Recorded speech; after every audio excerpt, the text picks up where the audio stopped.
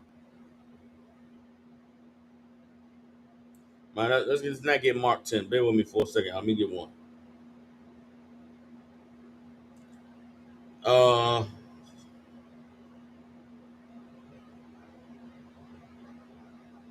right, let's get Luke chapter 11, verse 14.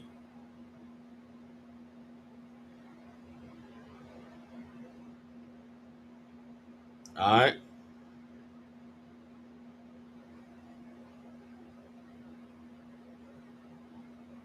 It's going to be a lot, but we're going to get into it. All right. This scripture here is about discernment. And oftentimes, again, particularly with y'all sisters, you sisters have wonderful discernment when it comes to things that I'm going to say aren't important. But when it comes to things that you care about, excellent discernment. Wonderful ability to read a spirit and to know what's going on and to, have an idea of what someone thinks or what someone feels. But when it comes to yourself and analyzing yourself and checking yourself, your discernment is absolutely horrible. Sister discernment will absolutely tell a woman to go through her man's phone. She'll pick that phone up and go through it and find he's talking to 5 other women. But they don't have the discernment to stop themselves from going through the phone and say, you know what? Me and my husband are having a wonderful time. Everything is going smooth with us. Let me not look through that phone because Satan is trying to play me. Your discernment is there to go through the phone to catch him talking to other women, but your discernment isn't there to stop yourself from ruining your relationship. When it comes to being who the Lord called you to be, for brotherhood's sake, for righteousness' sake, you have to learn to have the discernment to check yourself, or have the discernment to know when something is attacking you and to deal with it head on, to address it directly. Everybody understands. As brothers, we need that discernment in our lives in order to avoid getting played, in order to avoid getting taken advantage of, in order to avoid being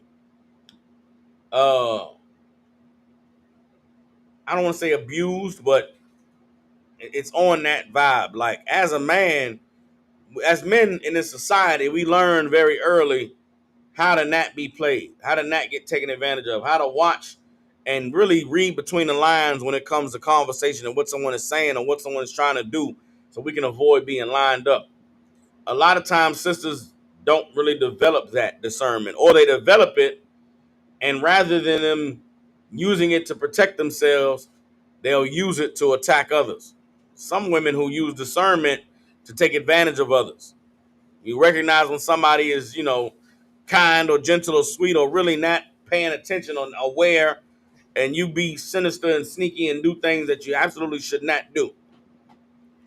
All of us must learn how to use discernment to deal with things that we think we see aggressively, and to make sure that we are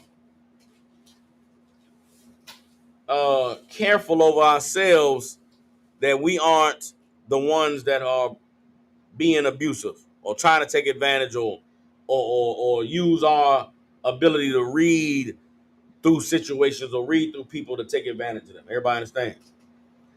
So this is, what did I call for? Luke chapter 11, verse 14. Let's get Luke chapter 11, verse 14.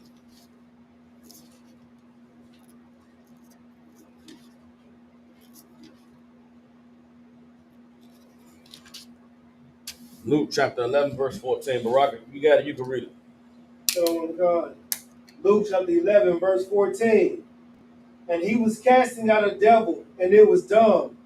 And it came to pass, when the devil was gone out, the dumb spake, and the people wondered. But some of them said, He casteth out devils through Beelzebub, the chief of the devils.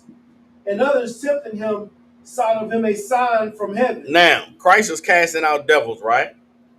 When it says he casted out one devil that was dumb, what did that mean? This is a brother who could not speak, right? The brother had a retardation demon, or what they call him, a mental handicap, a learning disability, right? These things that we read about in the Bible are things that are common to us today. They just don't use the same language. Many of you brothers and sisters, you may have children you're dealing with who are, what they call them, autistic or on the spectrum, right? And the doctors tell you that your son or daughter will never be able to talk. They'll never be able to learn. You can never expect nothing from this child. A lot of the times, those children are struggling with demons, spirits that are causing them to be delayed, causing them to be dumb, right? Not dumb in the sense they can't learn, but that's what they used to call people who couldn't speak or couldn't, talk or couldn't hear. They called them dumb, maimed, blind. Everybody understand those type of terminologies. But this is a brother who was dumb. Christ casted a demon out of him, and when the demon left, guess what? Now the brother could talk. Now he could speak. Some of you, your children are autistic. Your children are battling with that demon. You have faith and you trust in the Lord will heal your child from that demon. And that dumb will leave one day, and then your child will be talking and will be speaking and will be learning. Some of you had those children that are autistic and they got other gifts that aren't being recognized because you're so concerned about how well they can socialize and how they'll be treated by other kids. You missed the fact that this cat is a musical genius. Well, this cat can paint or memorize numbers that you don't know how the hell they learned them. There's other gifts that they have. You got to learn to trust in the Lord and look beyond the demon that's trying to hold them back. Everybody understand? Now, when Christ healed the brother, people that were around that saw the demon cast out said, "Man, this nigga is this nigga. He got a demon on him. He casting the demons out of folks through Satan. He got power from Satan to cast these demons out and to make the dumb be able to speak." Everybody understand? Now, Christ understood that not everybody who saw these miracles believed it was the power of God. He understood that not everybody who saw these miracles saw them as a good thing or a positive omen. He knew that some men were hating on him. He knew that some niggas didn't like him because of the power that he had or because of the ways that the Lord used him. And they would tempt him, meaning they would come and ask him things, not being genuine, not really trying to know or get the answers, but trying to be smart asses, trying to make him look dumb, trying to trip him up. Let's see how Christ dealt with those who came tempting him, asking him questions. Read on. Verse 16, and others tempting him, sought of him a sign from heaven. But he, knowing their thoughts, said unto them, every kingdom divided against itself is brought to desolation. Now, Christ didn't check them. Christ didn't say, you niggas is evil for hating on me. You niggas are evil for not liking me. But he did check them aggressively by saying what? Every house divided against itself is brought to desolation. You understand? Christ dealt with the hating directly. Christ discerned that there was some men that didn't like him. And the way that he addressed it by telling them, if you hate me, then we destroy. If you and me aren't together, nigga, then we divided. And we cannot stand divided. You understand? This here is the reason why you can't be in the truth and not like a brother. You can't be in the truth and that, man, I ain't really my kind of nigga. What are you talking about? That is your brother. And you better love that nigga and prefer him the way you prefer and choose anybody. You can't be in the truth and have a clique of niggas you rock with and a clique of niggas you don't. That's we a house divided, We a kingdom divided, And a house divided and a kingdom divided is what? Is brought to desolation. Keep reading. And a house divided against a house fallen. If Satan also be divided against himself, how shall his kingdom stand? Because ye shall say that I cast out devils through Beelzebub. And if I by Beelzebub cast out devils, by whom do your sons cast them out? Therefore shall they be your judges. Stop right there. Everybody understand? Christ made it known that if you hating on me, that if you're not my brother, if we not together in this thing, then this thing gonna fall apart. This thing is doomed to fail. And it is the reason why today, for brotherhood's sake, we got to learn to put aside the petty inconveniences that we have. You feel like somebody doesn't like you, rather than avoid them, you should be around them more. Feel like somebody ain't your cup of tea or your type of brother or sister, then you need to make sure that you know talk to them and find out what the problem is, what the issue is. But if you think that it's okay to be in this family and to be in this body and to not like brothers and sisters and to not get along with people, then guess what? You are the problem. You are what's wrong with this place. If you think it's okay to be here and we not all on the same page, we don't all love each other and choose each other and prefer each other. And if you're not going to go and if you're not going to go to the brother or sister who you feel some kind of way about and deal with them directly on it, well, then you need to deal with yourself. And the way that you deal with yourself is be willing to change and lose whatever it is about you that makes brothers and sisters not like you, that makes people look at you sideways. And the demon inside of you is not going to want to change. The demon inside of you is going to want it to be everybody else's fault. You grow in the truth when you accept that it's your fault, that you're to blame. Everybody understands? Drop that. Hold on. Give me a second.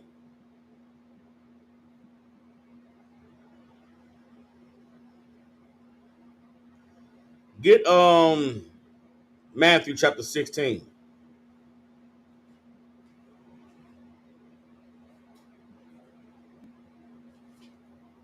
Matthew chapter 16.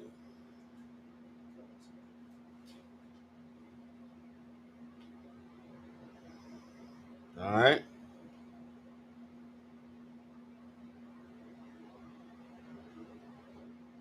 Matthew chapter 16, verse 21. What is, hold on, there I could. What does this look like, what I'm describing to you all in this class, what I'm talking about right now? About making changes for the brotherhood's sake, or addressing problems and issues for the brotherhood's sake. Not letting little small petty inconveniences rot inside of you until they turn into giant problems and burning fires that need to be, addressed in an emergency. How do you deal with something that's needs to be dealt with in a timely fashion so that it doesn't grow and blow out of proportion? You got to follow the example that our King set.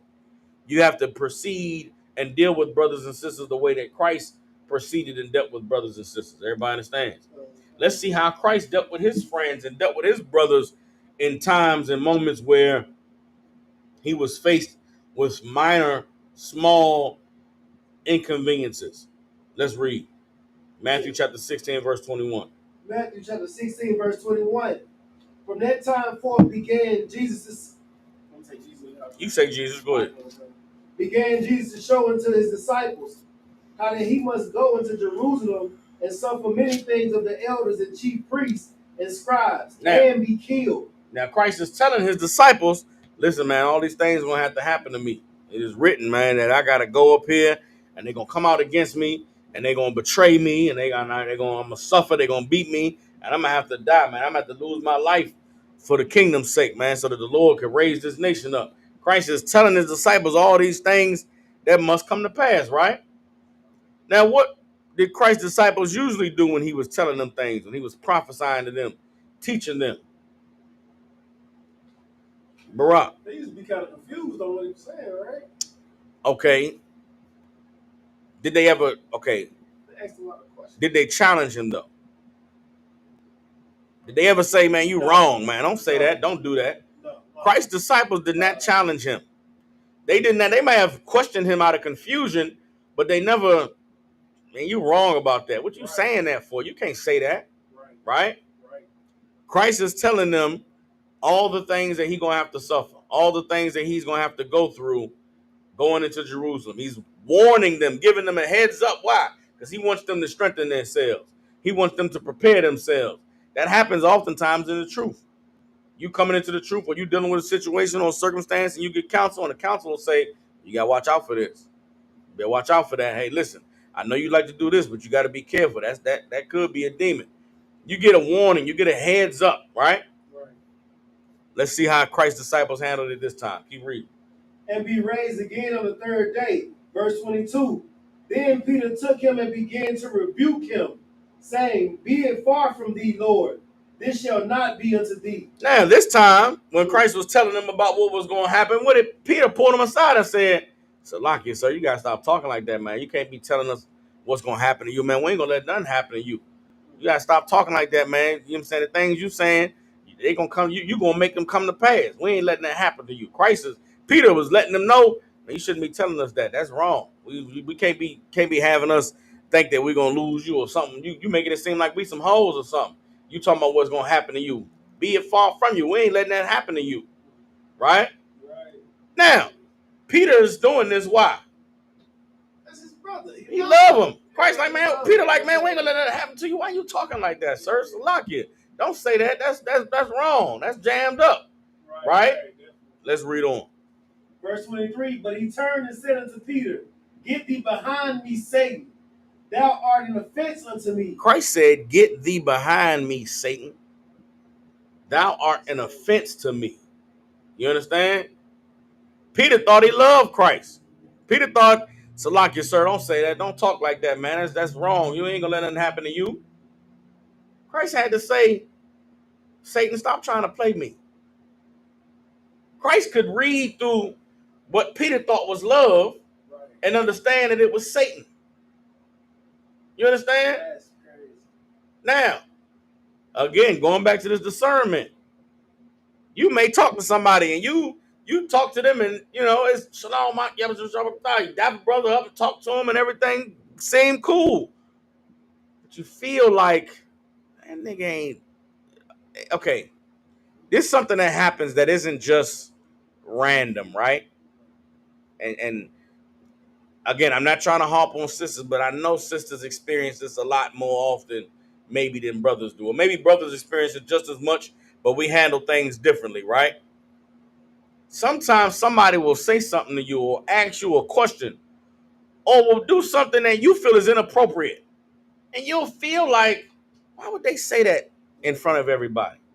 Why would she ask me that knowing my situation? Or if you going through something and somebody asks you, well, you know, girl, how's so-and-so? And you like, why would you ask me about that? Knowing that I know what's going on with me and so-and-so, why are you asking me about so-and-so? Sisters, don't take that and ignore it. Don't just smile and say, oh, girl, well, you know it's good. You feel like it's a demon in somebody that's causing them to, they pretending to be nice, pretending to be your friend. But really, a bitch is trying to be in your business. You don't just play it off and take it and accept it like it's cool. Pull her aside and say, Salaki, just if I could, why did you ask me about so-and-so or such and such? Why did you ask me about that situation? And the sister say, well, the point I'm making is you got to nip that shit in the bud. Right. Don't take an offense and then suffer it and don't do nothing about it. You could be wrong about why she's asking you the question. She could not know nothing. She could not been gossiping or talking to nobody about your situation. She just care about you, ain't seen you in a while, and ask you, girl, how is so-and-so such and such? But because of you knowing what you going through and you knowing how bitches are and how bitches be talking, you think that the sister's being sneaky or offending you by saying something. But rather than you addressing her and knowing for sure, you won't say nothing. Now you hate this woman. You hate this sister because surely the bitch asked me about such and such because she know we beefing. She could not know a goddamn thing. But now you don't know for sure because you didn't address it. Right. Pull that sister aside, talk to her. Somebody, and like I said, as brothers, we may do this better because we know with our whole lives we know how to niggas say something. How did niggas say that? Why he asked me that? Why would he ask me that in front of everybody? Go back to that brother, pull him aside, Salaki, sir, if I could. When you asked me such and such, it made me feel it made me feel like, I don't know, you trying to put me on Jump Street or something, or, trying to embarrass me, Salaki. I just had to ask you for my conscience sake. Why would you do that? Why would you say that? Brother say, Salaki, I ain't mean like that, or man, my bad, I didn't even know the situation was going on. Brothers, you have to do that. In order to maintain the brotherhood, you got to not be weak when it comes to discernment. If you feel like you sent something and something made you feel some kind of way, nigga, deal with that. Address it in the moment. Don't sit on it. Don't wait. Now, when I say address it in the moment, of course, Be mindful of where you are and who you talking to. Don't address it at camp, or this is something that's a personal situation. But sisters, y'all deal with this way worse than we do. Especially you sisters that's married. You go to your husband.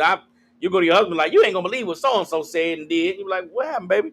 Oh, that bitch had the nerve to something, such and such. And you be like, well, did you say something to her? Nah, I didn't say nothing. Why not? I don't know, cuz not. Don't do that. Bitch, don't come tell me. Don't tell me what you think somebody said or did. Go pull them aside and talk to them about it. Because if you don't do it, you're gonna end up hating them. And it could be some shit you made up in your mind. But because you don't want to fight yourself, you understand? You'll end up hating a brother or sister because of something that really could have easily been resolved. Right. You feel something from somebody, you got to address them. You got to deal with it. Christ addressed Peter immediately. Peter, come on, man. Don't talk like that, sir. Ain't nothing going to happen to you, man. We ain't going to let nothing happen to you. You're going to live forever. Christ said, Peter, get behind me, Satan. You're an offense to me. Why? Because Christ understood that what he was having to go do was difficult and something that he really didn't want to do. He was drawing on his disciples for strength. And for Peter to say, man, we ain't going to let nothing happen to you, it was weakening Christ's resolve, weakening his acceptance of what God had planned for him. And in that moment, Christ could not be weak. Christ could not afford to feel like, yeah, now my nigga's going to ride for me. Peter, shut your fucking mouth, Fox. Excuse my language. Right. Peter, watch your mouth. Shut the fuck up. You hear what I'm trying to tell y'all, man? You need to be focusing on what I'm saying, not what you think about what I'm saying. That's the way it got to be.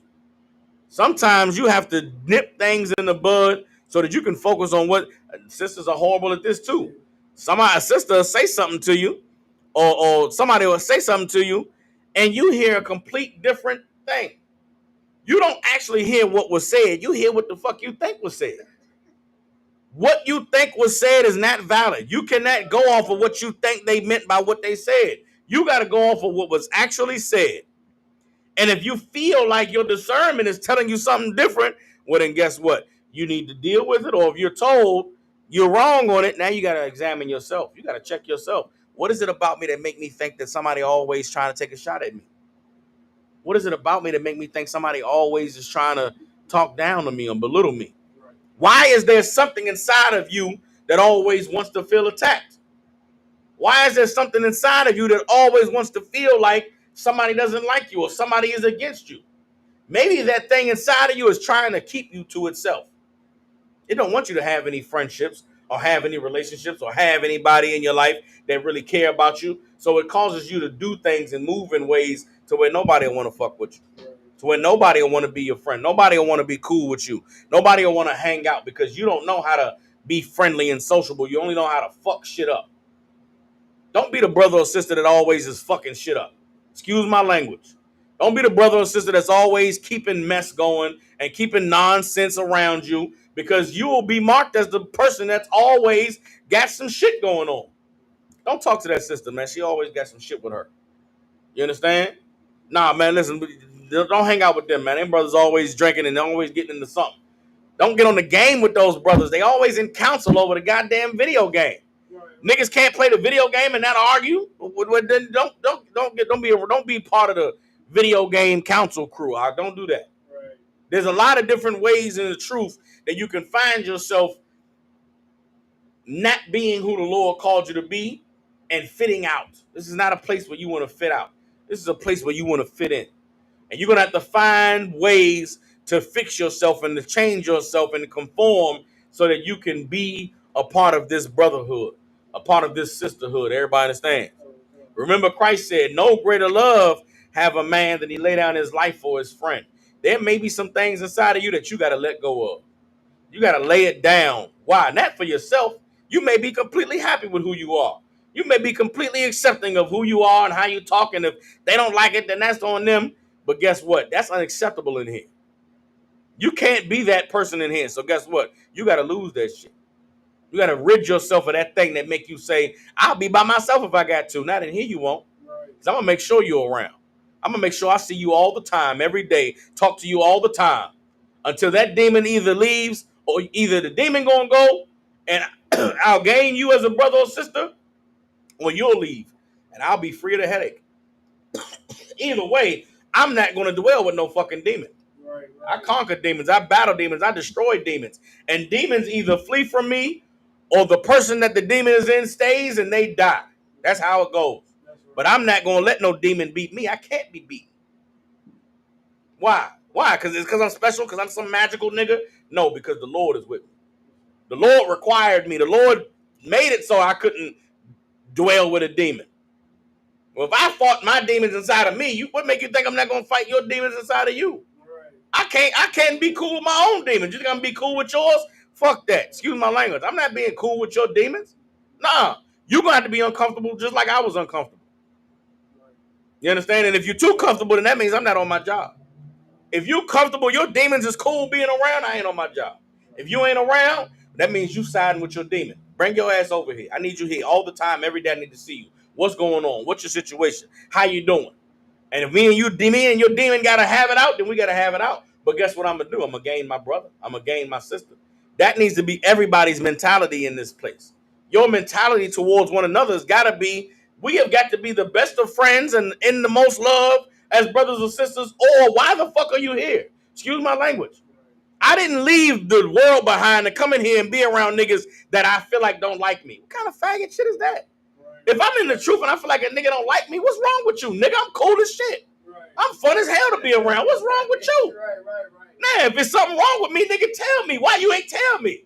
Nigga, what's wrong with you? Why you don't fuck with me? I'm cool. Nah, sometimes, you know what I'm saying, you talk too much, nigga. You think you the shit or blah, blah, blah. Why you ain't tell me then, nigga? You mean you around me and I think I'm the shit and you didn't come tell me, hey, that shit ain't cool to think you the shit? You think you the most popping nigga alive, nigga. You ain't that popping. Tell me. I could be playing myself. I could be making myself look stupid. How the fuck could you be around me and let me look stupid, nigga? We together. Right. I'm not gonna let you look stupid. I'm not gonna be outside with you and you embarrassing yourself. You embarrassing me, nigga. So I'm gonna pull you aside and say, hey, I tighten up, man. You drunk, nigga. You looking dumb. You making us look weak out here. Now you might be mad at me, but guess what? You're gonna have to tighten that shit up, nigga. And if you can't go out without being an embarrassment, without looking dumb, the next time you need to sit your ass at home. You need to stand down. What? Because you ain't gonna make me look stupid in the streets. The fuck? Something gotta change. And it should be the same way for sisters. It should. Why are you around if this bitch don't like you? Why she here? You mean to tell me you be around bitches that you don't like? You let bitches that don't like you be around? What's wrong with you, hoe? Nah, you a hoe. Bitch, you let hoes be around that you don't like. You around bitches and you feel some kind of way. Why you ain't go talk to her? Pull that sister aside and say, I'm trying to be cool with y'all bitches, but every time I come around, everybody friendly, but you, hoe, what's wrong? If we got a problem, if you won't do that, then you the problem. You the weak one. You got the demon. You understand what I'm saying? Right, yeah, that's how Christ dealt with Peter. Let's read it. Maybe I'm crazy. Maybe I don't know what I'm talking about. Maybe I'm just Captain Soccer War going off. Let's see what the scriptures say. Let's read one more time in Luke. Matthew, Slaki. Matthew chapter 16, verse 23. Once I there go up. Nah, stop. Yeah, verse 23. Verse 23. But he turned and said unto Peter, Get thee behind me, Satan. Thou art an offense to me, for thou savorest not the things that be of the Most High, but those that be of men. You understand? Christ checked Peter, man. Peter, shut the fuck up, man. And Peter, get behind me, man. Why you talking, nigga? You understand? You desire the things of man, not the things of the Lord. What were the things of man? Peter wanted to ride, man. Peter was like, Christ, you tripping, nigga. We're going to kill these niggas. They come at you. We're going to fuck them up. Christ had to say, hey, so like, you stand down, huh? Nigga, the Lord want me to die. I gotta die, nigga. I gotta suffer. Right. Don't be fucking telling me what I ain't gonna do or what I can't do, nigga. You want the glory of man. Peter wanted to be so gangster, wanted to be so hardcore, and it was genuine too. Peter was a real nigga. They came for Christ. Peter cut a nigga ear off. Right. That's how sharp he was with the sword. Christ had to tell Peter, hey man, shut up with all that tough talk, man. Shut up with all that gangster shit out. You savor the things of the world. Oh, Peter wanted the glory so bad. Peter wanted niggas to be like, them niggas with that Christ nigga is gangster. He wanted it so bad. Christ said, man, shut the fuck up. Be quiet, huh? You savor the things that are of man, but the Lord wants this for me, man. Let's keep reading. Verse 24. Then Jesus said unto his disciples, if any man will come after me, let him deny himself and take up his cross and follow me. What was Peter's cross to bear? Ooh, listen. What was Peter's cross to bear? Right after Christ told Peter, shut the fuck up. Then he said, if any man gonna follow me, take up your cross and bear it. What was Peter's cross to bear? Not being able to do that Barack. when he wanted to. But say it, make it clearer. He wanted to kill somebody for Christ. Nigga, Peter wanted to ride. You want to know what Peter's cross was? Peter's cross was he had to look like a bitch. Peter had to go out like a hoe. Nigga, that was his cross to bear. In the moment when shit was supposed to get gangster, Peter had to be like, I don't even know that nigga. What? What? And what? Peter wanted to ride. He wanted to kill some shit. Christ told Peter, shut up, nigga, and bear your cross. They're going to take me. They're going to beat me and I'm going to die. And you ain't going to do shit about it. That was Peter's cross to bear. He told him later on at the Last Supper, before this all said and done, you're going to deny me 3 times. Peter like, man, you got me fucked up. I ain't denying shit. All right, no sweat. When the shit went down, they came and got him, and niggas was pointing Peter out in the crowd. Peter was like, nah, I don't know that nigga. I don't know what y'all talking about, man. Y'all got me fucked up. Then Peter heard the rooster crow and was cut. Sick because I am that hoe. I did go out like a bitch. I talked all that shit, and when the time came, I did exactly what that nigga. How did he know? How did Christ know? Because Christ had discernment, and because he loved Peter, he didn't just let Peter go out like a hoe, because that would have crushed Peter. That would have killed him to feel like, nigga, I went out like a bitch. They took my man and killed him, and I didn't do shit. Christ loved Peter enough that he warned him, gave him the heads up, so that when it happened, Peter would accept, man, that was the Lord's will. Peter wasn't no bitch, so why would he be scared in the moment? Right. Because the Lord needed him to be like, nigga, I don't know if y'all understand what happened. Like, Peter was a gangster, nigga. Peter wasn't no hoe. Peter would die for this shit. Yeah. Christ told him, you not only are you not going to die for this shit, but you're going to go out worse than anybody. And hold up. When it happened to Peter, Peter had to acknowledge that was the Lord. The fear I felt. The not wanting to go through, like that was the Lord. Now deal with it. And Peter, are you gonna break? You gonna let this break you? You gonna go off and kill niggas to prove how much of a gangster you are?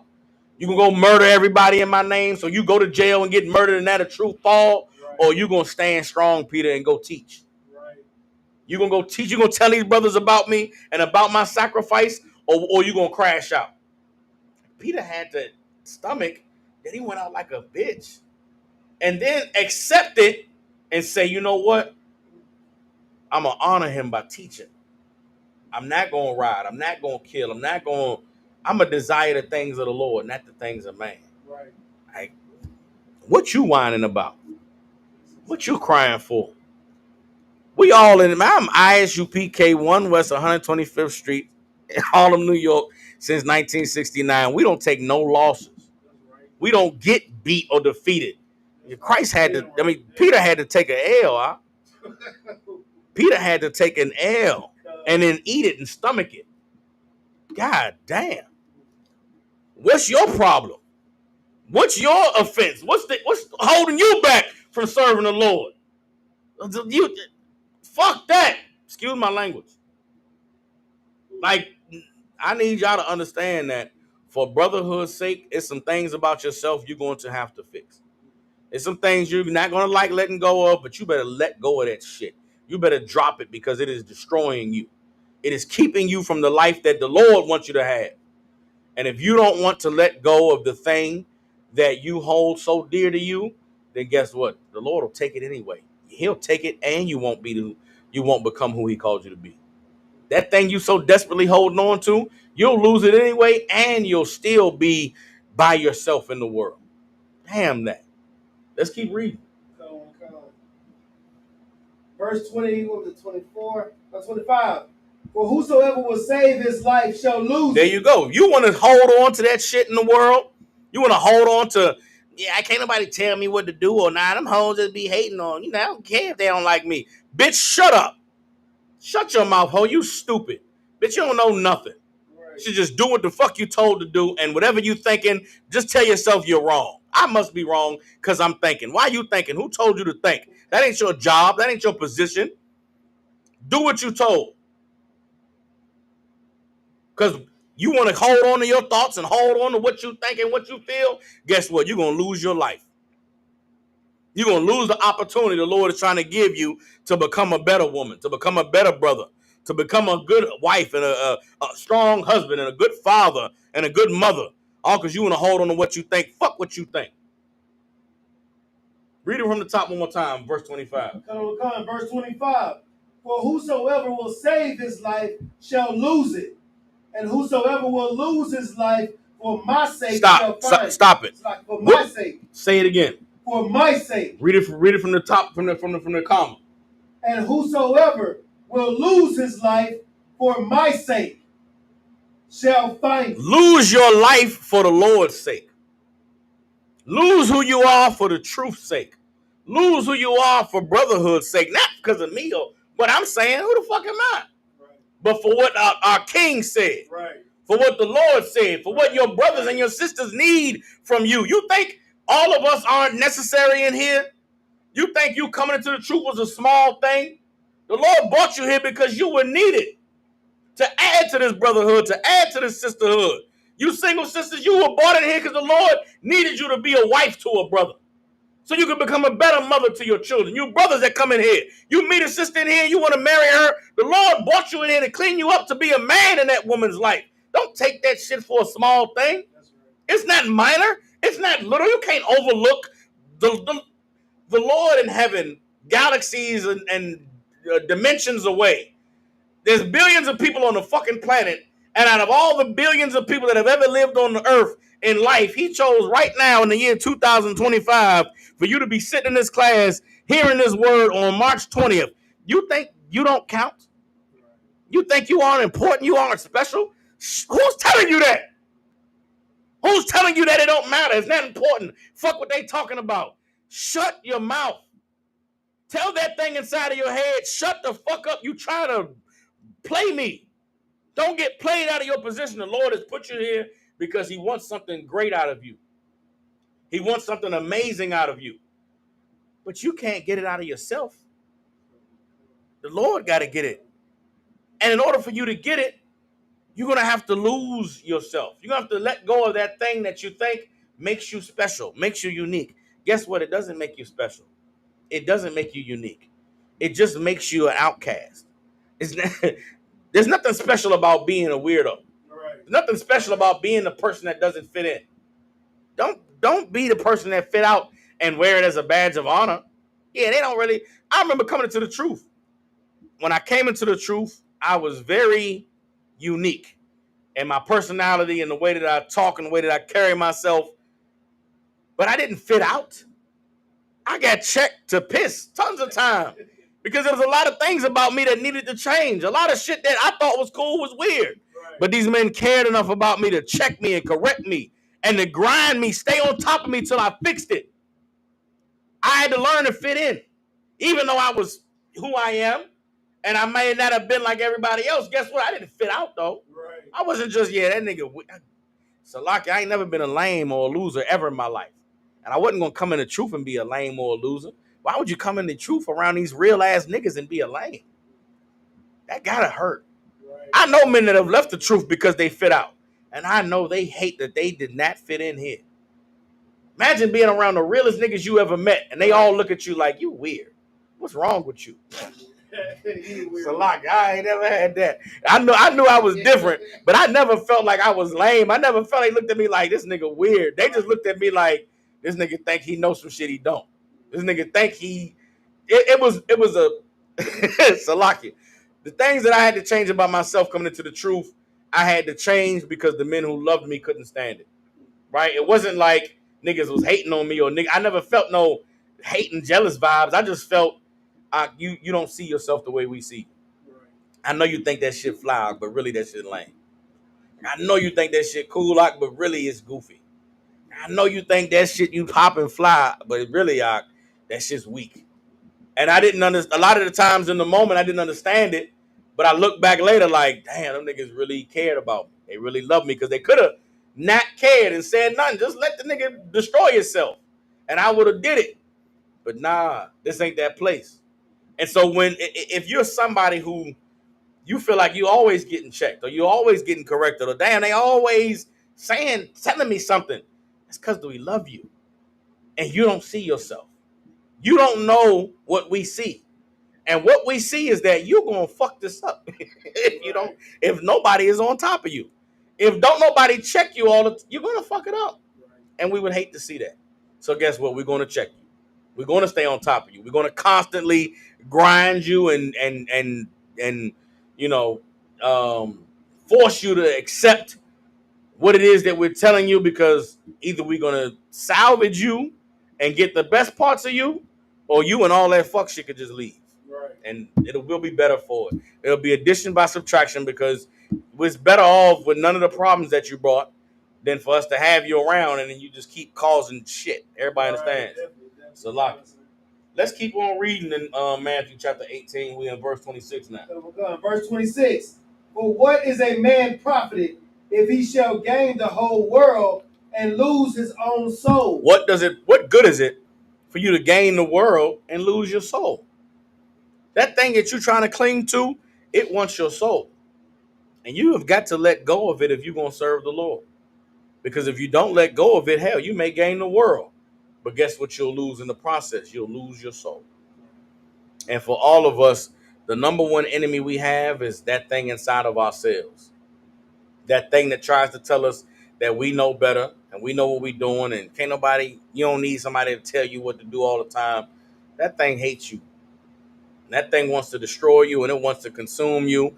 And really, it doesn't want anyone else being in control. It wants to be in control. You got to fight that thing with every ounce of your being, because if you don't fight it and win, you will lose your soul. Everybody understand?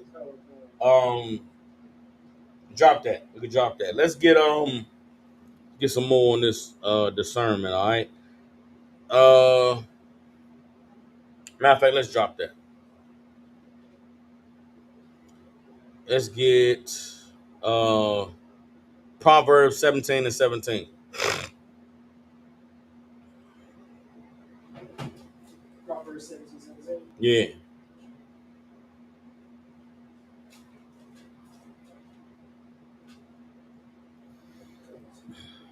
Go ahead, read it.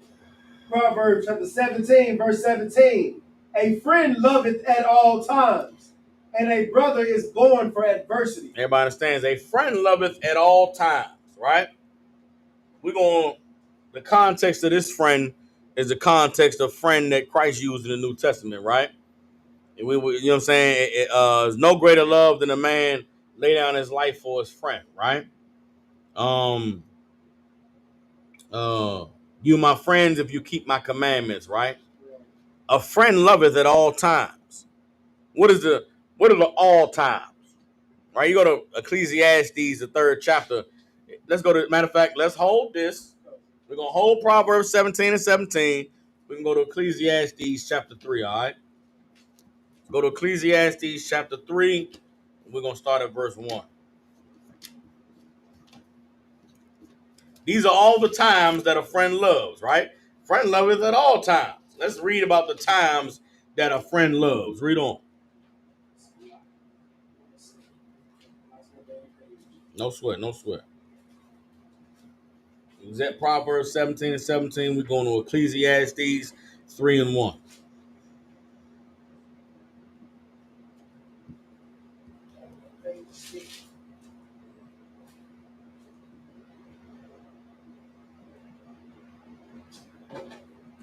I'll read it for time's sake. Go ahead, do your thing. All right, so we was at Proverbs 17 and 17, and it said, a friend loves at all times. and a brother is born for adversity, right?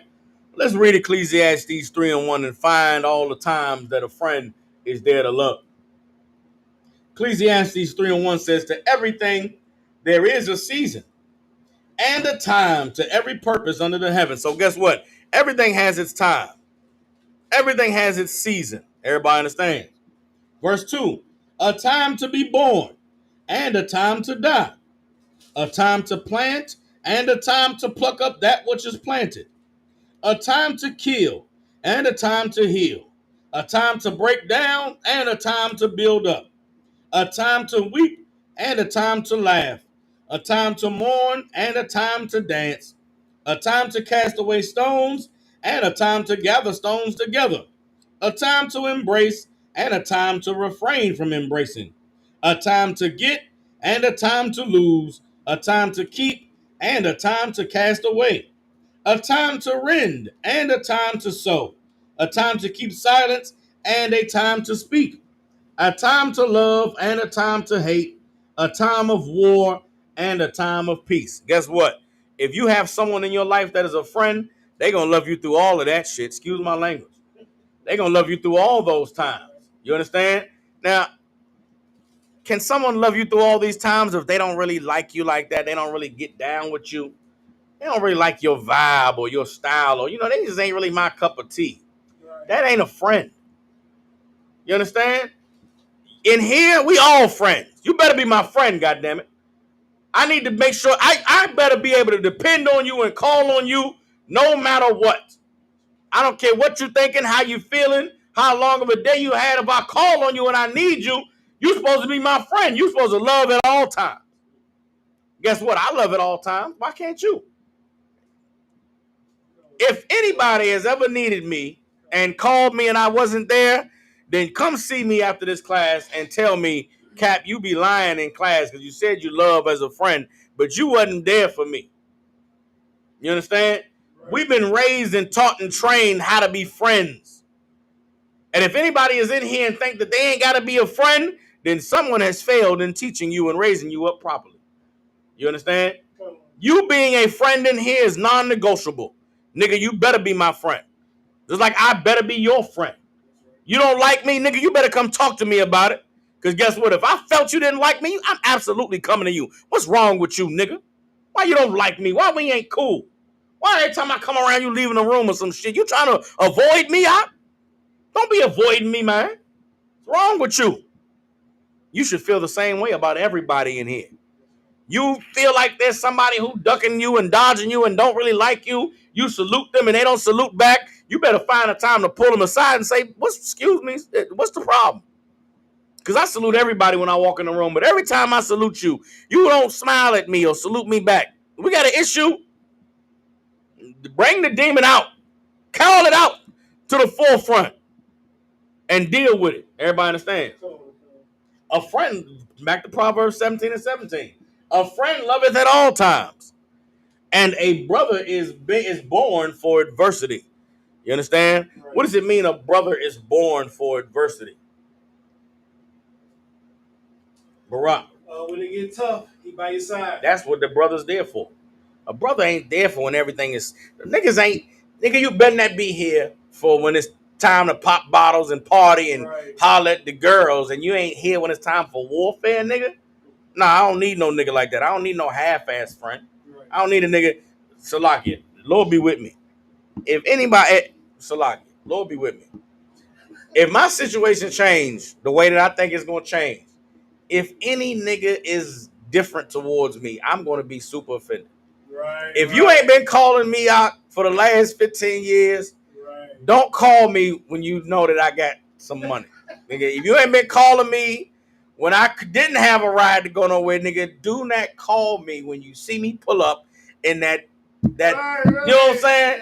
If you ain't been trying to have a drink or hang out, nigga, you better not call me to hang out when you see me drinking the Johnny Walker Blue Label. If I done told brother, I done let niggas know, if I change or be any different, y'all please pull me aside and say, yo, Cap, you wildin'. Like the Lord done blessed you and you want some different shit. I'm offended.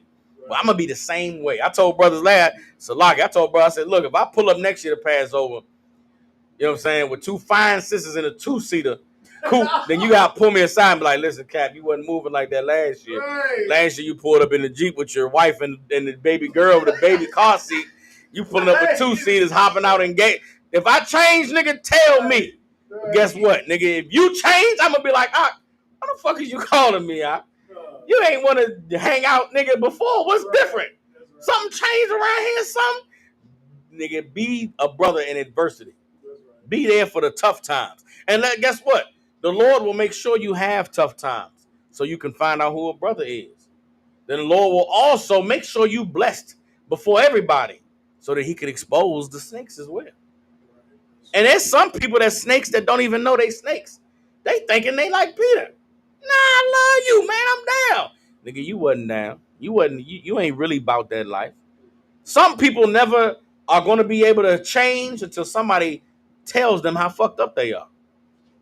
There's some people that they in here. They don't know they fucked up. They think they perfectly fine. They cool. It's going to take somebody who's offended to tell them, Salaki, if I could, you said this or did this or do that every time I come around. So where they be like, what? And now you done saved their life because you was a brother. Because you cared enough to tell them when they was wrong. How we going to get help or get fixed if nobody calls us out on our bullshit? Right. You have to, if you might not be somebody that calls somebody out on their bullshit, you better learn to do it for brotherhood's sake. Imagine a brother or sister lead the truth and lose their life all because someone didn't warn them that their behavior was unacceptable. All because people stomach their bullshit. You mean to tell me you stomached my bullshit till I died in my sin because nobody wanted to be uncomfortable to tell me I was fucked up? Like, come on, damn that.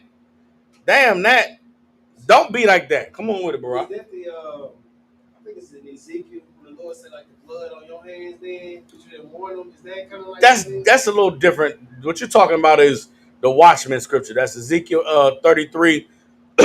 So like Ezekiel 18 and Ezekiel 33rd chapter, where Ezekiel talked about the watchman's responsibilities to give warning from the Lord. That's a little different. Okay, the blood ain't necessarily on your hands, but like how shameful is that to know that you could have helped somebody if you cared enough to talk about it? Right.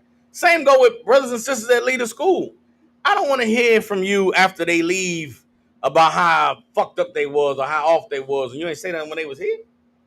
Why you ain't tell that nigga he was weird to his face? Right. I've told niggas they weird to their face. I don't feel no kind of way because I know when the Lord is. I know sometimes I speak, it ain't me speaking.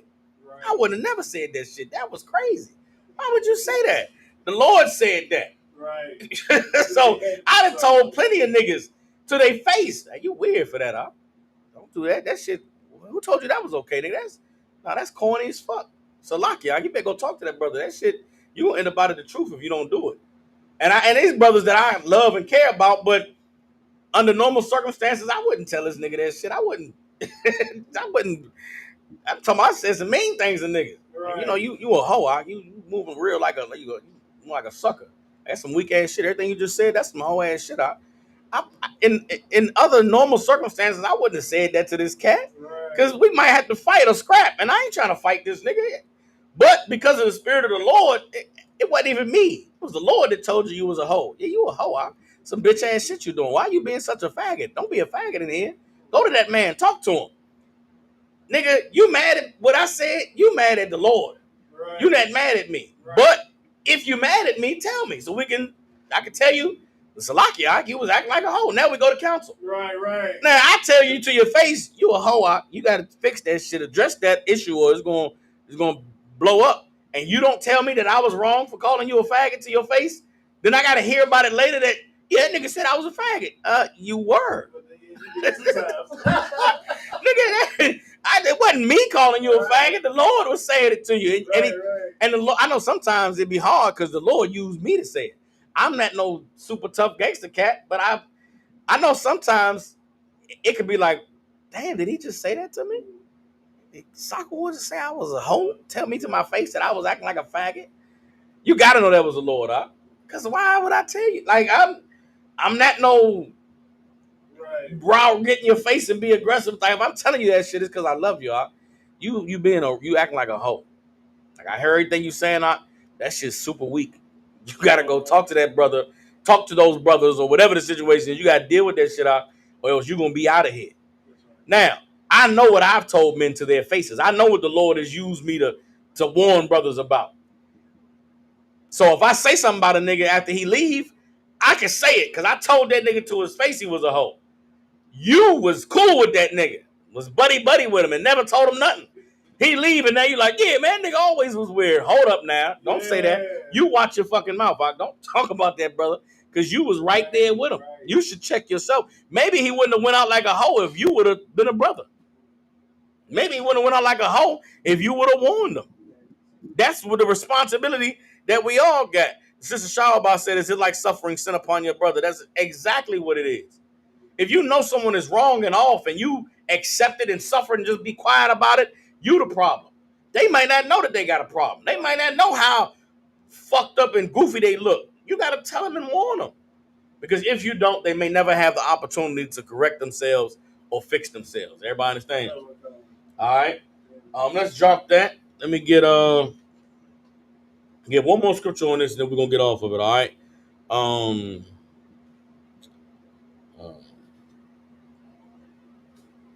Okay, here you go. And this is another way that brothers and sisters have to learn to deal with discernment, right? Again, all the time, just because you may see something or you may think something doesn't mean that it's right. Sometimes, for the brotherhood's sake, it's necessary to suffer righteously. You understand? Meaning what? Somebody treat you a certain way, talk to you a certain way, act a certain way when you're around, or you heard that you just got a vibe that this person don't really rock with me like that. You go to them and you talk to them about it. You get it out in the open, have an open dialogue, and y'all talking, clear the air, and everything is cool. But then you still feel like, I don't know if they genuine. I don't know if they really sincere. Guess what? You gotta eat it at that point. You gotta deal with it. You gotta now realize there may be a demon inside of me that want me to hate this brother or hate this sister. You gotta learn to take low. Everybody understands, and that's a very difficult thing for a lot of us to do coming out of the world. Is we always had to be winning, always had to come out on top, always had to be the one that was victorious.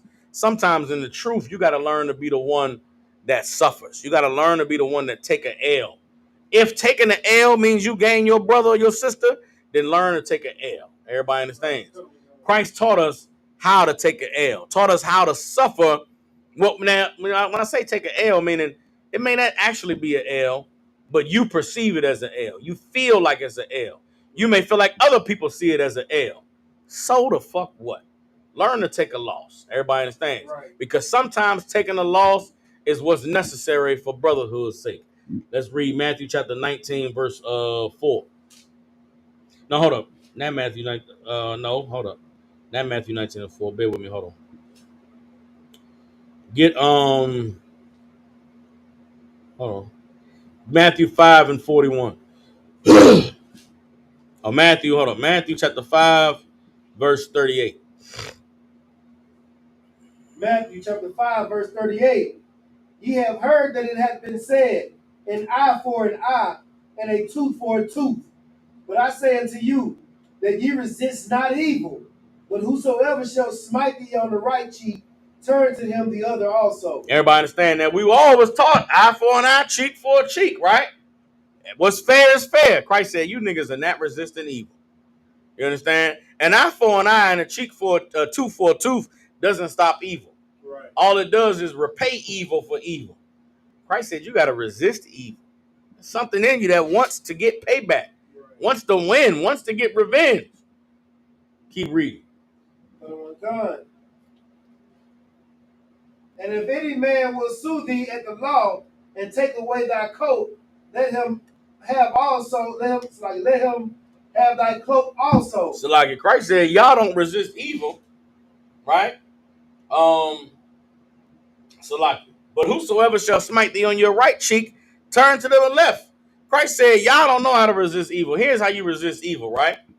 Somebody smack you on the right cheek, give them the chance to smack the left one too. You take an L, don't look to get revenge or get payback. Sometimes you take an L and you say, you know what? I can handle it. Go ahead, hit me again. You understand? Not every offense needs to be responded to. Not every bad thing that happens to you means somebody got to pay and suffer. Everybody understand? Now, again, you do what's lawful and righteous in that somebody offended you, you go to them between you and him alone. Try to work it out.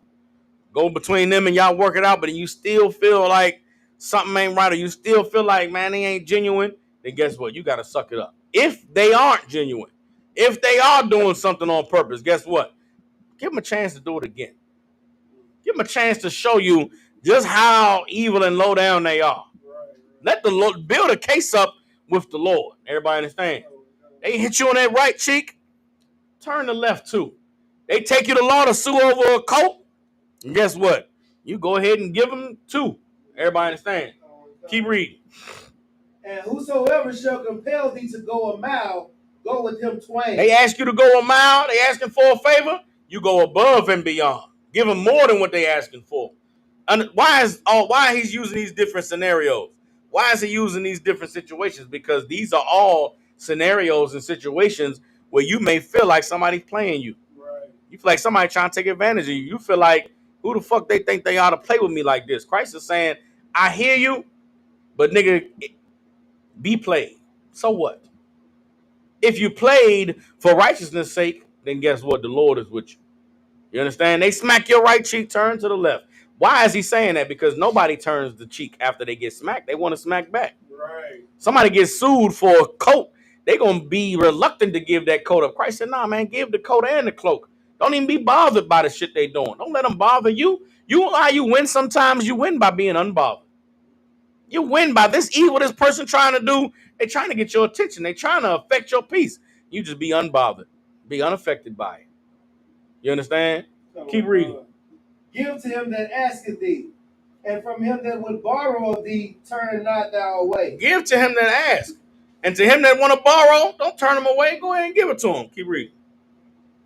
Ye have heard that it hath been said, thou shalt love thy neighbor and hate thine enemy. But I say unto you, love your enemies. Bless them that curse you. Do good to them that hate you. And pray for them which despitefully use you and persecute you. Everybody understands. You heard it been said, love your neighbor and hate your enemies. But I'm telling you, man, even love your enemies. Those who you feel like you may have a discernment, they trying to use me, take advantage of me. They just want to get what I got. They just want, so what, bitch? Give it up. So what, nigga? Go do it. You got a big ass house and you got 3 empty rooms. Let niggas come live in your house. Right. So they funky, they feet dirty, they ain't paying no rent. So what, nigga? Why you think the Lord gave you a house with 3 extra rooms in it? If not to house these brothers. You feel like they abusing you and taking advantage? So what? Let the Lord be the one to judge. Let the Lord be the one to get you to justice in the end. But in the meantime, shut up, nigga, and open up your house to these brothers and sisters that need it. Now, I'm not saying that to any of you. Of course, get counsel before you do anything. But if you get counsel and you get told to open up that house, open it up and trust in the Lord that he going to honor you for it. Everybody understand? You got to learn to be able to take an L for the Lord's sake. Keep reading. And we'll come to verse 45. That ye may be the children of your Father which is in heaven. For he maketh his sun to rise on the evil and on the good, and sendeth rain on the just and on the unjust. What does that mean? The Lord ain't just kind to the good people. The sun shines on the good and the evil. Why shouldn't your light shine on the good and the evil? Right. You understand? The rain falls on the righteous and the unrighteous. Well, why wouldn't rain fall on? Why would you avoid the rain falling on you and letting it fall on your enemies? There's certain things in life you got to accept. And one of the things you got to accept in life is sometimes you're going to take an L, or it's going to be perceived that you took an L. But if it's for the glory of the Lord, or if the Lord sees it and you truly believe in him, well, then anything you suffer in his name, don't you know you're going to be rewarded for it? Why is your ego why are you so proud? Why is your ego so overinflated that you can't let it look like you took an L? Right. You can't take a brother to counsel and be told you was wrong. You can't take a sister to counsel and be told you were wrong. You that goddamn proud that you would rather hate a brother than to go to him and tell him he was wrong and risk having to go to counsel to be told, hey, I stop being a bitch. Damn, Mark, you got to fight that. Don't let your ego be so great that you refuse to gain your brother. Don't let your ego be so great that you refuse to gain your sister. Be better than that. Everybody understand? Oh, keep reading. Verse 46. For if ye love them which love you, what reward have ye? Everybody loves the people that love them. You gather with the people who just like you and think how you think and talk like you talk. What reward is that? What good are you doing? Nah, you gotta cross that bridge and get with the people that's not on the same page with you. You gotta learn to be a brother and a sister to the people that ain't on the same page that you on or into the same things you into. Everybody understands. That's how we're gonna be a family. The only way we're gonna be a nation. If everybody that's alike gather together, then we just gonna have a bunch of groups of people who alike and then we separate. Right. Don't be like that in here. Keep reading. Do not even the publicans the same? The publicans do the same shit. How you better than the Christians? If you only love the Israelites and the truth, you see brothers and sisters in the world, y'all look at these evil niggas, dirty niggas getting high and going to church, but then you in the truth, and you think that you're gonna be able to hate people in the world and love people in the truth, when the reality is you're gonna hate niggas in here too, because you a hater. Hating is hating, regardless. You gotta learn to be a lover. You gotta learn to love brothers and sisters. If you're gonna love in here, guess what? You're gonna have to love the brothers and sisters out there too. If you hate the brothers and sisters out there, guess what? You're gonna hate the brothers and sisters in here too. Right. Everybody understands. You just like the publicans, nigga. Keep reading. And if you salute your brethren only, what do ye more than others? If you salute your brothers only, what more do you do than others? Everybody salute the people that's down with them. This is a scripture about learning to be bigger than the pettiness, to rise above the minor things that keep us separated, that keep us, from being a family. F all that. Put that to the side. Love your brothers, man. Love your sisters. Let's all be family. Let's all be friends. Everybody understand? Keep reading. Do not even the publicans so? Be ye therefore perfect, even as your Father which is in heaven is perfect. Be ye therefore perfect, even as your Father which is in heaven is perfect. Everybody understand? In order for you to reach perfection, guess what? There are some things that you're going to have to let go of for brotherhood's sake. There are some things you're going to have to let go of for righteousness' sake. And those things start inside of every one of us. Don't look outside at everybody else for things that need to be fixed and need to change. Look within yourself and find the ways that you can be better. Find the ways that you could be more acceptable. Find the ways that you could be more palatable. It's a good word. Palatable is like easily digested. Some of us rough around the edges. Some of us are not easy to be around. You better learn to be easy to be around if you're going to be in here. You better learn to be someone that everybody can get along with if you're going to be in here, because we are commanded by our King to be friends, to love one another. Everybody understands? All right, so we off that topic. Oscar Ward out of Canada got a couple questions. Let's get to Oscar Ward's questions. He got a 1 Corinthians 9 and 24 through 27. Want to get a general understanding of Paul's point if time allows. Let's get 1 Corinthians chapter 9, verse 24, all right?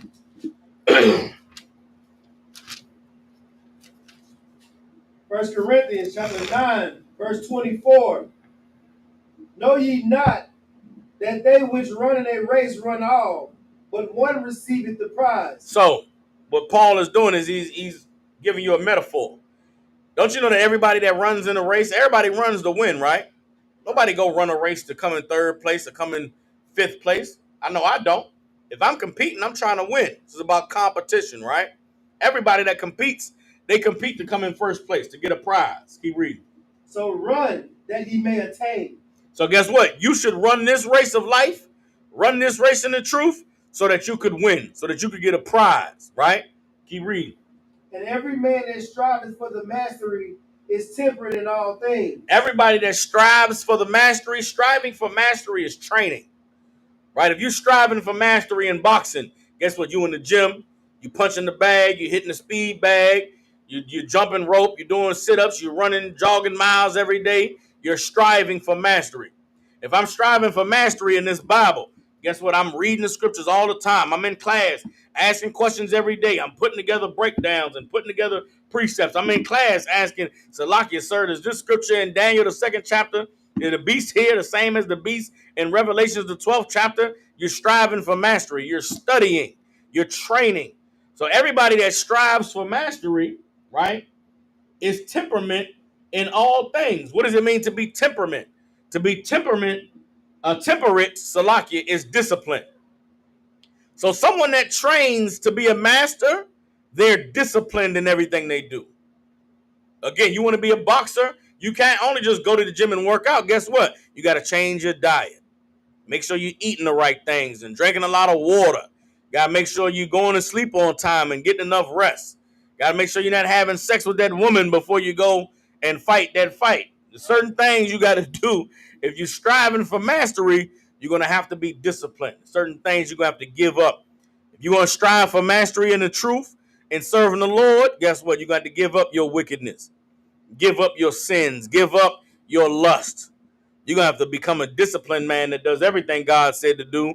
Learn to be friends with everybody who the Lord brings into this truth, because that is what you have to do if you're striving for mastery. If you're going to be perfect, everybody understand?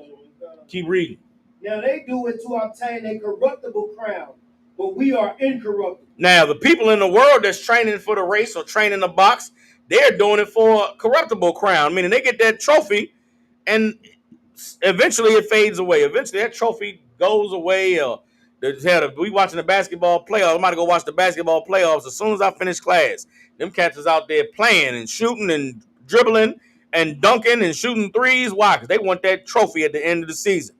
But guess what? They get to party with that trophy for maybe 20 minutes, and they get to go locked up in the cabinet at the arena, and that's it. That trophy, that prize they fighting for is incorruptible. But what is the prize that we get for becoming perfect in the truth? What is the prize that we get for becoming who the Lord called us to be? We get an incorruptible prize. Rulership in the kingdom of heaven. That doesn't go away. You understand? You brothers, you strive to have a good one. You get you a good wife out. More priceless than rubies. This Proverbs 31 say a virtuous woman is her price is far above rubies. There's some things that you can obtain that are incorruptible. That's what we're striving for. Keep reading. I therefore so run, and not as uncertainly. Paul is saying, because of this, I run this race. Not as uncertainty. I don't run this race unsure of myself. I don't run this race second guessing. I don't run this race saying maybe I'll win. Is that nigga? If you in the truth, like maybe I'll be righteous. Nah, fuck, you gonna lose, Doc. You gotta be in the truth. Like one day I'm gonna be perfect. One day I'm gonna be the man the Lord called me to be. I know I gotta work for it. I know I gotta suffer through some things, but I am going to do what God put me on this earth to do. I am going to become that best version of myself. I just gotta keep pushing. That's what Paul is saying. I run, not as uncertainty. Read on. So fight I, not as one that beateth the air. Paul don't fight as one that beateth the air. What is somebody that beats the air? Somebody that just fighting the air. Why me? I didn't win, or I lost, or damn, man. When you watch a nigga lose, they go, damn, man. We almost did it. We should have had it, man. We messed up. That's one that beateth the air. Like Boys in the Hood. Be Trey on Boys in the Hood. You lost and you fight in the air because you lost. Paul said, I don't run because of that. I don't run that way. I run with certainty. Keep reading. But I keep under my body and bring it into subjection. Paul said, but I stay disciplined. I keep under my body and bring it into subjection. I mean, I stay sure of myself. I stay grounded. Keep myself together. Why? Read on. Lest that by any means, when I have preached to others, I find myself should be a castaway. Lest, because if I don't, then I'll find myself the damn lesson of my own story. Meaning what? We in this truth. I'm in this seat teaching you to serve the Lord and fight your imperfections and rid yourself of that thing that's trying to destroy you, and go to a brother or sister if they offending you and deal with them. Now imagine I sit here and preach all of this, but I'm not bringing myself under subjection. I'm not allowing myself to receive the lesson that the Lord is using me to teach. Well, then one day I'll be outside of the truth, and y'all be like, yeah, that Captain Soccer War should have did what he taught in that class. Soccer War shouldn't have been such a hoe. He should have went and talked to brothers and not fit out so much. Damn that. I'm not about to do that. Paul is saying he had to bring himself under subjection so that he keep himself from being the consequences of what he's trying to teach everybody else not to be. Right. Everybody understands, and that can happen. You see, watch a brother teach a wonderful, amazing class about righteousness and obeying the Lord and fighting your demons, and then one day he out the truth and he's back on dope or in jail with gun charges, and you like, damn, Mike, if only he would have did what he taught in that class, he wouldn't have been there. Paul said, I'm gonna make sure that ain't gonna be me. Yeah. All right, so Oscar Ward, let me know if that answers it for you. All right. And then he had another question in Ecclesiasticus 18 and 32. Get Ecclesiasticus 18 and 32. Any other questions? Y'all get them ready. If we don't have any other questions, this is going to be the last scripture for the night, all right? Yeah. All right, so yeah, okay. Ecclesiasticus 18 and 32. Ecclesiasticus 18 and 32. Yeah.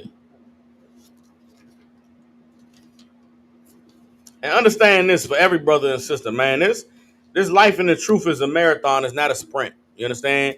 You're not going to become the man the Lord called you to be overnight. You know what I'm saying? A lot of us been at this thing for many, many years. I am not afraid to say that I am not perfect. You understand? Now, I'm not out here sinning and, doing evil, but I know there's some things about myself that need to be better. Ways that I need to improve. Ways that I need to bring myself more under subjection. And you got to fight every day to push forward to being who the Lord called you to be. But don't ever look at your life and be like, man, I've been in the truth for 3 years. I should be doing this by now. I should be doing that.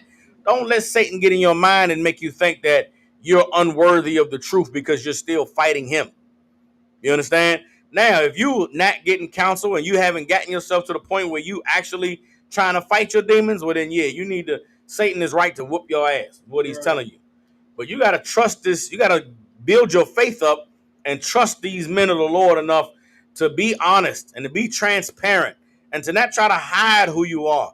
Tell the truth about who you are, how you feel, what you think, what you're battling with. And you can get help to become that best version of yourself. But you have to accept that you're going to have to lose some things. You're going to have to drop some shit off in order for you to become who the Lord called you to be. And a lot of brothers are running from that. Don't run from the Lord because he may just take your legs out from under you. Don't let Satan cause you to run from this calling the Lord has chosen you for. You understand? The more time you pour in now, the more energy you put into being perfect now, the much easier it's going to be to accept the harsh trials that are coming for you later. Everybody understands? All right, come on with it. Ecclesiasticus chapter 18, verse 32. Take not pleasure in much good cheer, neither be tied to the expense thereof. Okay. The brother asked, is this a scripture that's saying, let me see what he asked the question on. He said, if you make your life all about pleasure, you'll pay with a heavy price. Okay, you own it, but it's a little bit more than that. Let's go up to verse 30. This is really about having discipline, having control, not just giving yourself over to what feels good. All right. And there's a spiritual word for that, giving yourself over to what feels good. And this is what you want to avoid. Ecclesiastes chapter 18, verse 30. Verse 30. Go not after thy lust, but refrain thyself from thine appetite. You understand? Go not after thy lust. Don't let your lust lead you. You might be a brother that like big booty hoes, big nasty funky booties. You understand? And big goofy breasts, and pretty smile, wavy hair, right? Well, damn, it might be a sister that's choosing you that ain't got the big funky booty, that ain't got the big front butt. General Muhammad coined that phrase years ago. The front butt. Got a juicy front butt and the nice hair that you like. Don't go chase after that woman. You'll miss the woman that is small and petite and don't got the nasty body hanging out everywhere. Don't miss over what could be good for you because you're chasing after your lust. And some of you brothers got that bad. You want a nasty video girl that you'll ignore the beautiful, wonderful sister that's all covered up and you can't really see what the shape looking like. Trust me, it's something wonderful up under that covering she got on. You looking for the nasty video girl, you'll miss her chasing after your lust. Everybody understand? So don't go not after thy lust, but refrain thyself from thy appetites. Some of you brothers have unhealthy attractions. You sisters too. Some of you sisters have unhealthy attractions. You want a cat 6'4", light skin, in the gym all the time, teaching the Bible perfectly, breaking down the scriptures. He on Cross the Line radio Thursday nights. You want Tazar Yak, goddammit. You understand? You want Tazar Yak, you want a Card Abraham, and you ignore the other brothers. You ignore the brother that could be the perfect husband for you. He just might not be that perfect height and weight for you. You better get over that. You understand? And some of you brothers, you think women ain't checking for you. Look, I've been short and fat and fly my whole life. Trust me.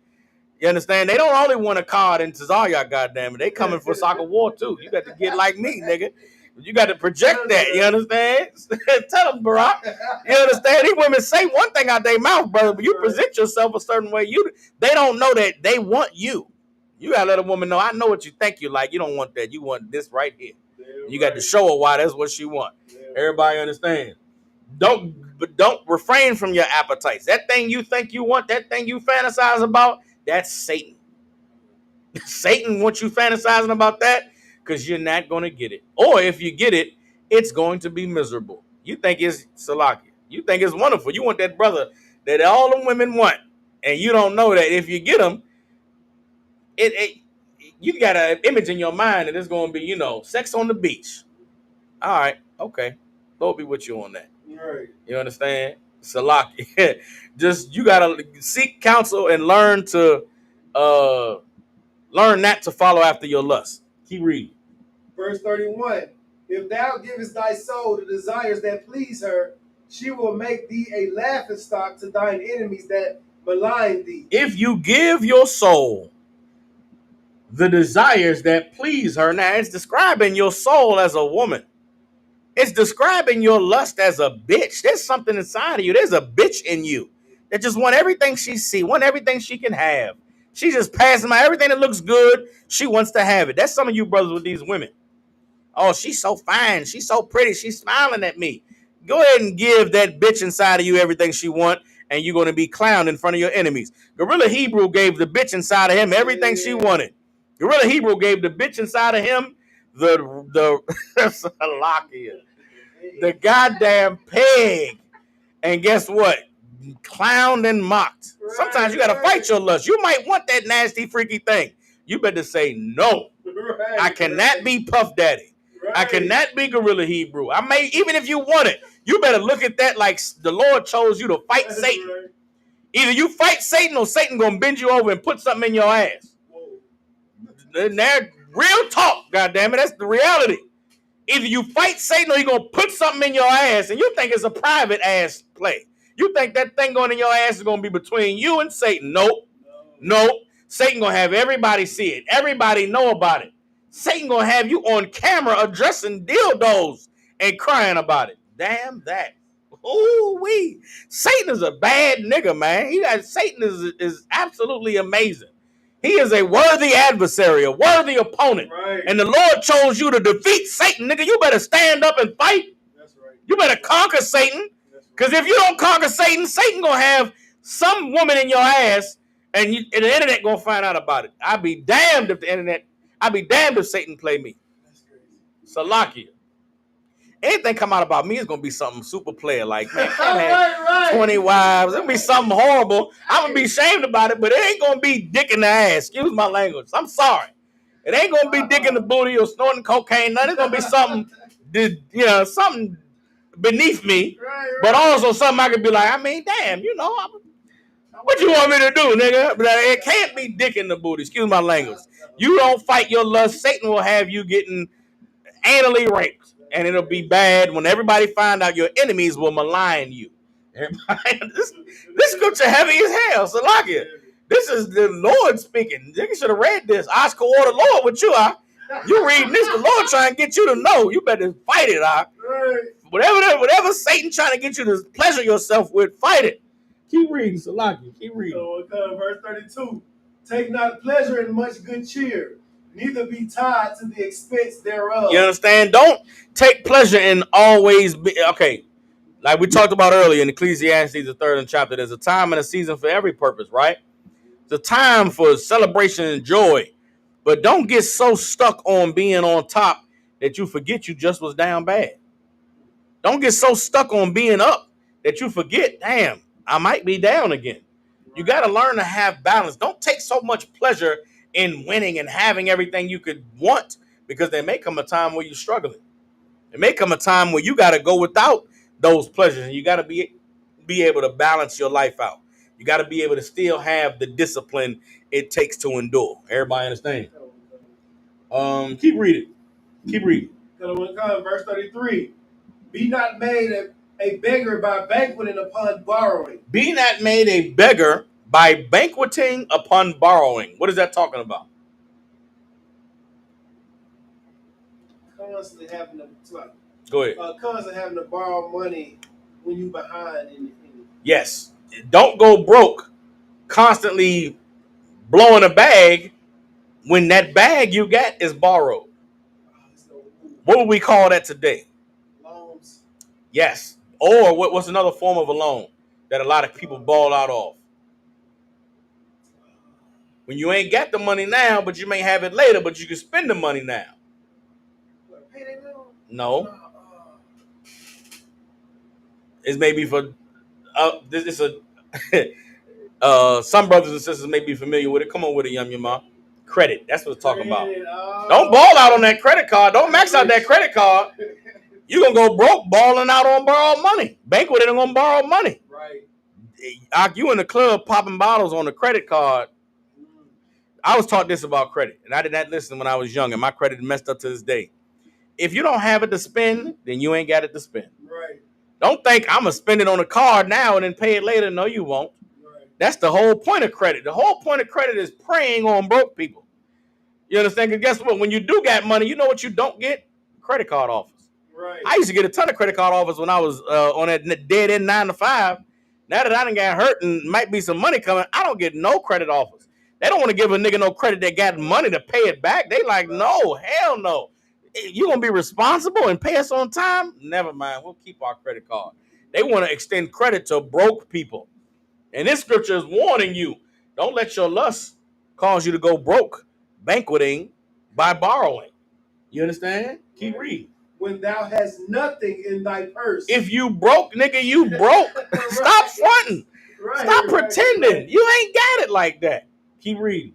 For thou shalt lie in wait for thine own life and be talked on. Thou shalt lie in wait for thine own life and be talked on. Not only are you going to play yourself and stay forever broke, but niggas going to talk about you like, yeah, remember that nigga was popping them bottles? That nigga was broke. That nigga was on them credit cards. And Salaki, man, listen, this heavy, y'all. This is heavy. The water for the question, Oz, because Kawhi, we needed to hear that tonight. You know what I'm saying? But yeah, let me know if you get if that break it down for you, all right? With that, with the Israelite School of Universal Practical Knowledge, out of 1 West 125th Street in Harlem, New York, man, since 1969, the ISUPK under Commander General Yohana has been teaching so-called blacks, Hispanics, and Native American Indians the truth according to the Bible. What is the truth? The truth is that so-called blacks, Hispanics, and Native Indians descend from the greatest people that have ever walked the face of the earth. The Bible identifies us as the lost 12 tribes of the nation of Israel. And in the year 2025, there's nothing more important than for so-called blacks, Hispanics, and Native Indians to learn the truth. To learn the truth of who we are, where we come from, and what our purpose is. And with that, for all you brothers and sisters tuning in, we have classes here in Memphis Tuesday, Wednesday, and Thursday from 7 to 9 p.m. Central Standard Time. The address to the school is 215. Address to the school is 3000 Walnut Grove Road. 3000 Walnut Grove Road. If you Google ISUPK Memphis, you can get the phone number to call for counsel or any assistance that you may need. And with that, I'll see y'all for class tomorrow. Shalom, Israel.